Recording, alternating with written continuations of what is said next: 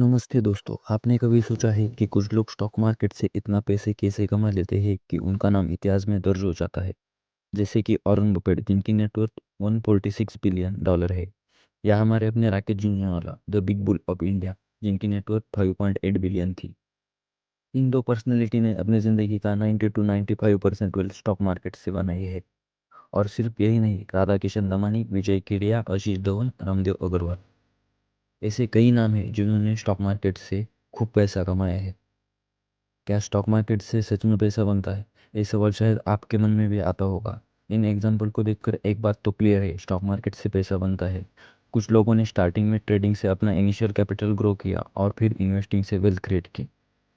तो चलिए आज हम समझते हैं कि स्टॉक मार्केट असल में क्या है और कैसे एक छोटा सा बिजनेस ग्रो होते होते एक बड़ी कंपनी बन के स्टॉक मार्केट में लिस्ट हो जाती है।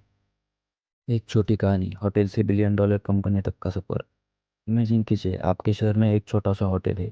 वहाँ आप बार बार खाना खाने जाते हो क्योंकि वहाँ का स्वाद आपको लाजवाब लगता है। एक दिन खाना खाने वक्त आपने होटल ओनर से कहा, आपके खाने का स्वाद बाकी होटल से अलग और बेहतरीन है। ओनर ने मुस्कुराते हुए कहा, हम अपने मसाले खुद बनाते हैं, इसलिए हमारा खाना सबसे अलग और बेहतरीन है।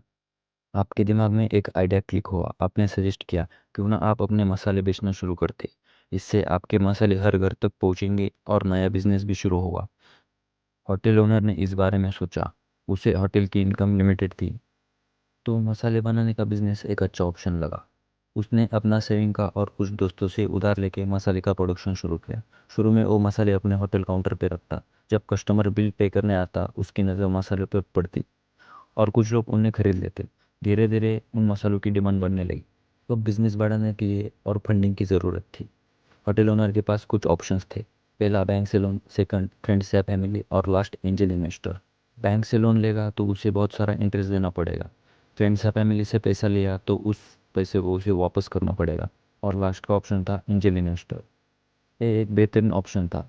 एंजल इन्वेस्टर उन बिजनेस में इन्वेस्ट करते हैं जहाँ उन्हें फ्यूचर में ग्रोथ दिखती है। बदले में वो इंटरेस्ट नहीं लेते, बल्कि कंपनी का हिस्सेदार यानी कि स्टेक लेते हैं।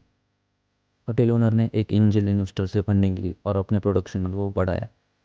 मसाले का बिजनेस अब और तेज़ी से ग्रो होने लगा। अब उसे दूसरे स्टेट से ऑर्डर्स आने लगे। उसे कई और नई फैक्ट्री लगाने की ज़रूरत पड़ी। इतने बड़े एक्सपेंशन के लिए बहुत सारा फंडिंग चाहिए था। अब होटल ओनर के पास एक और सबसे बड़ा ऑप्शन था, अपने कंपनी के शेयर्स पब्लिक में ऑफर करके फंडिंग रेज करना। इसके लिए उसने अपने कंपनी को स्टॉक मार्केट में लिस्ट किया, यानी कि इनिशियल पब्लिक ऑफरिंग, आईपीओ किया। अब आप जैसे कॉमन लोग भी उस कंपनी के शेयर सीधे स्टॉक मार्केट से बाय सेल कर सकते थे। इससे होटल ओनर को अपनी कंपनी को ग्रो करने के लिए फंडिंग भी मिल गई और आपको उस कंपनी में हिस्सेदारी भी मिल गई। जैसे जैसे कंपनी ग्रो करेंगी वैसे वैसे आपके शेयर्स की कीमत भी बढ़ती जाएगी। देखा आपने कैसा एक छोटा सा होटल बिजनेस ग्रो होते होते स्टॉक मार्केट में लिस्ट हो गया है, और आप जैसे आम लोग भी उसी ग्रोथ का हिस्सा बन सकते हैं। तो अब हम कुछ रियल एग्जाम्पल को देखते हैं जिन्होंने एक स्मॉल स्केल पे बिजनेस शुरू किया था और आज ग्रो होते होते एक बड़ी कंपनी बन के इंडियन स्टॉक मार्केट में लिस्टेड है। DMart Avenue super market. Radha Kishan Damani का नाम तो सबने सुना होगा। उन्होंने 2002 में एक सिंगल रिटेल स्टोर यानी कि डीमार्ट की शुरुआत की। उनका फोकस था एवरीडे लो प्राइसेस और कस्टमर को वैल्यू प्रोवाइड करना। धीरे धीरे डीमार्ट इंडिया के अलग अलग शहरों में अपने स्टोर्स खोले। उन्होंने अपनी सप्लाई चेन इतनी स्ट्रॉन्ग और इफेक्टिव बनाई कि कस्टमर को कम दाम में वो क्वालिटी प्रोडक्ट्स दे पाए। जब कंपनी ग्रो हुई, उन्हें एक्सपेंशन के लिए कुछ कैपिटल की ज़रूरत पड़ी। 2017 में एवेन्यू सुपरमार्केट लिमिटेड, डीमार्ट ने अपना आईपीओ लॉन्च किया। आईपीओ इतना सक्सेसफुल रहा कि लिस्टिंग के दिन ही 100% से ज़्यादा बढ़ गया। आज डीमार्ट एक $multi-billion कंपनी है और इसके शेयर्स बड़े एक्सचेंज पर ट्रेड होते हैं। सोचा था कि एक छोटी सी ग्रोसरी शॉप इतनी बड़ी कंपनी बन सकती है। यही है स्टॉक मार्केट की ताकत। Next example, Relaxo footwear. आपने सबने रिलैक्सो की चप्पल या जूते कभी ना कभी तो पहने होंगे। ये भी एक छोटे स्केल पे शुरू हुआ बिजनेस था। 1976 में मुकुंदलाल दुआ ने एक छोटे से फैक्ट्री में रबर को फुटवेयर में बनाने की शुरुआत की। उनका विजन था कि हर इंडियन के पास अफोर्डेबल और ड्यूरेबल फुटवेयर हो। धीरे धीरे उन्होंने अपने प्रोडक्ट्स रेंज को एक्सपांड किया और क्वालिटी पर फोकस किया।